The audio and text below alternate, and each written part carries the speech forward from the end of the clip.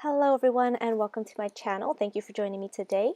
So today I'm going to be matting a 4x6 photo into a 5x7 frame.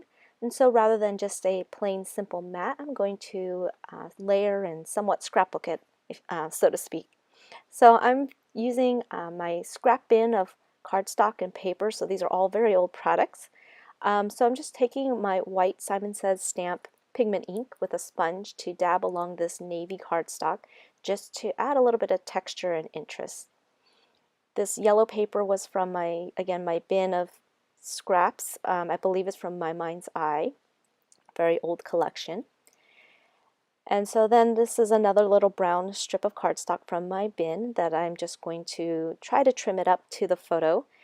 And so I was getting a little frustrated because I didn't want to measure anything. So I just am going to stick my photo down onto that strip of paper, and then I will use the photo as my guide to trim it on the right side so that it's somewhat even. Again, don't want to measure it. So there we go, it has a little even mat. And I like to put something on the bottom on the photos. Again, in my mind, it kind of grounds the photo so it's not really floating up in space. And so I'm just going to eyeball it and try to get it somewhat centered. And there we go. And then I'm going to add, this is a little tidbit I got, I believe, from a citrus twist kit. And that's another little piece of scrap I'm going to cut from my scrap bin of those hearts. And it had both yellow and navy in it, so I just thought it would go well. And again, add just a little bit of interest and embellishment to the top of this photo.